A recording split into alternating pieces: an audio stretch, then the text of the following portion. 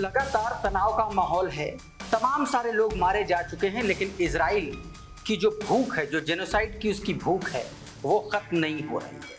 एक और पत्रकार की इजरायली सैनिकों ने हत्या कर दी।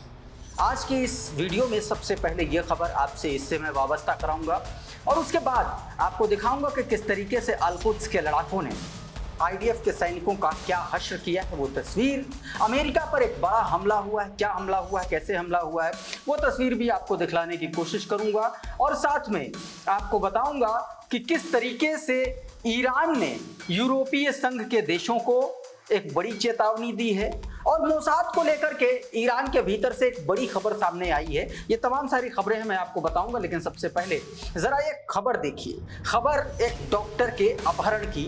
द कार्डल न्यूज नाम का ट्विटर हैंडल, इसमें सीधे तौर पर कुछ दिन ये इसके हवाले से बताया गया कि according to the family sources, an Israeli special forces unit has detain doctor Marwan Al Hams, director of Abu Yusuf Al Najjar hospital in Rafah. Rafah का जो ये हॉस्पिटल है, इसके डायरेक्टर जो डॉक्टर मारवान हैं, इनको इजरायली सैनिकों ने अरेस्ट किया था, गिरफ्तार किया था और इनका जो ड्राइवर था उसको घायल कर दिया था। ये खबर दरअसल सामने आई थी और इसी खबर के सिलसिले में एक पत्रकार की हत्या कर दी गई। ये देखिए, ये वो पत्रकार हैं जिनकी हत्या कर दी गई। अब ये तस्वीर देखिए जरा, और ये भी सीधे तौर पर द कार्डल ने इस खबर को ब्रेक करते हुए लिखा है कि the Israeli forces murdered journalist Tamer al Janeen and injured photo journalist Ibrahim.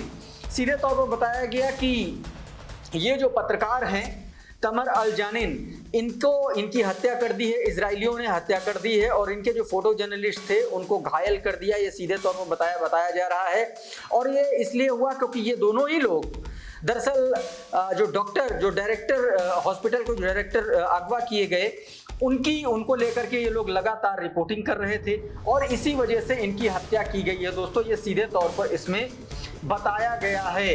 इसमें बताया गया कि पत्रकार तामेल और जानिन की बर्बरतापूर्वक हत्या कर दी गई और फोटो जर्नलिस्ट इब्राहिम अबू अशबा को गंभीर रूप से घायल कर दिया गया। रफा में रेड क्रॉस अस्पताल के पास अबू यूसुफ अल नज्जार, रेड क्रॉस जो हॉस्पिटल है उसी के पास अबू यूसुफ अल नज्जार अस्पताल के निदेशक डॉक्टर मारवान अल हम्स के अपहरण की ये लोग रिपोर्टिंग कर रहे थे और उसी दौरान इजरायली बलों ने इन पत्रकारों को निशाना बनाया और सीधे तौर पर इनकी हत्या कर दी। दोस्तों, पत्रकारों की हत्या करना, पत्रकारों को मारना, ये सीधे तौर पर युद्ध कानूनों के खिलाफ है और ये अपराध माना जाता है, चाहे वो पत्रकार हो या फिर किसी तरीके के हॉस्पिटल, डॉक्टर, बच्चे। ये तमाम सारे ऐसे लोग हैं, ऐसे सोसाइटी के ऐसे तबके हैं जिन पर आप भीषण युद्ध के दौरान भी हमला नहीं कर सकते, लेकिन जॉर्नलिस्टों के लिए सब बराबर है, वो किसी को नहीं छोड़ रहे हैं, चाहे बच्चे हों, चाहे मेडिकल एड से जुड़े वाहन हों, बख्तरबंद वाहन हों, उनको उड़ा देना हो, सब कुछ वो यही कर रहे हैं। दोस्तों, तो ये एक बड़ी खबर है। उधर दोस्तों, अल-कुद्स के लड़ाकों ने बीते दिनों एक वीडियो जारी किया और दावा किया कि किस तरीके से इजरायली सेना के बख्तरबंद वाहन को उन्होंने उड़ा दिया। ये वीडियो जरा देखिए और द कार्डल न्यूज की जो हेडलाइन है उसके अकॉर्डिंग ये देखिए, यहां से निशाना बनाया गया इनको और ये देखिए, इसके बाद दोस्तों ये बताया गया कि इनको इस तरीके से उड़ा दिया गया है। द PIJ फिलिस्तीनियन इस्लामिक जिहादीज के गुट के कुछ ब्रिगेड के जो publishes footage of its fighter carrying out the complex special operation targeting an Israeli armed personnel carrier with the aim of capturing soldier।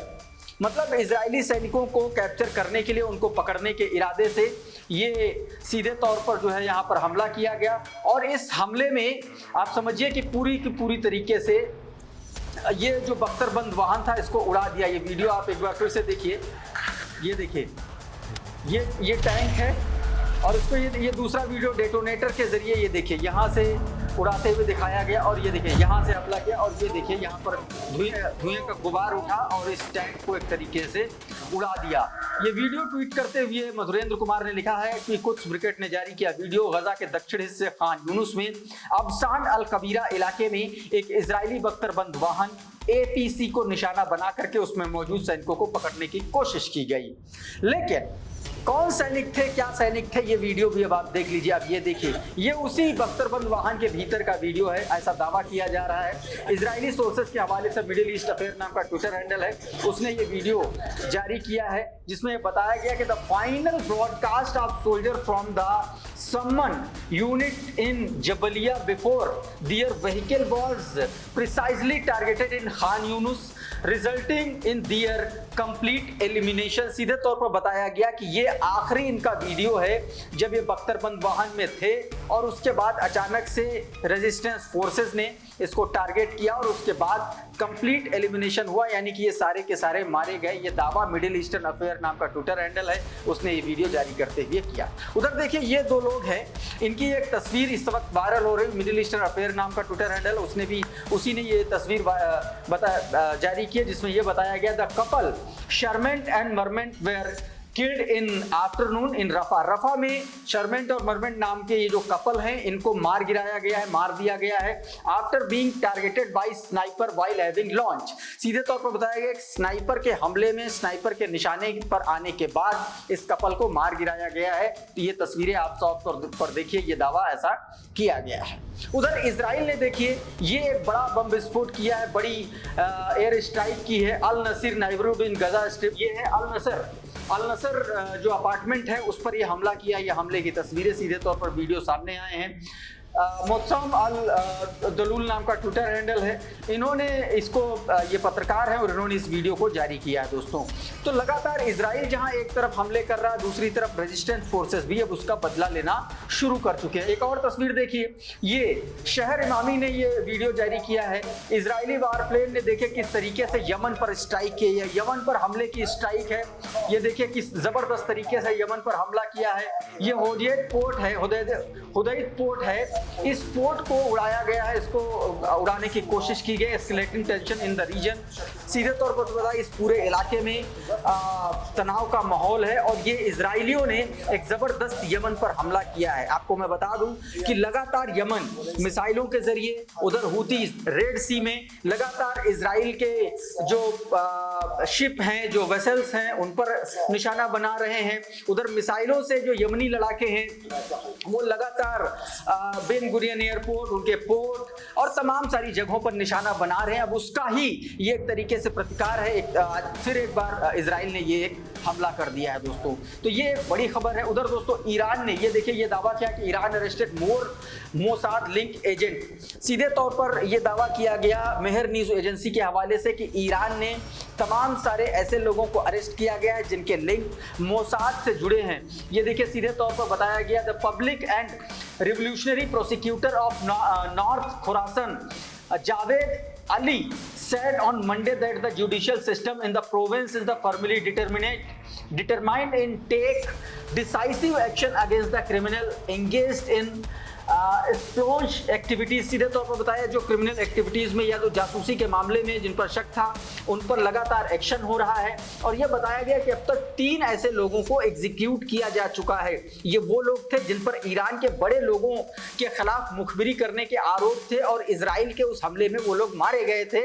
और उस आरोपों के चलते 3 ऐसे जासूस थे जिनको एक तरीके से फांसी की सजा दी गई है, फांसी दी गई है ईरान के भीतर। तो ये एक बड़ी खबर। उधर दोस्तों ईरान के जो विदेश मंत्री हैं अब्बास अराक्ची ने एक बार फिर से यूरोपीय संघ के देशों को चेतावनी दे दी।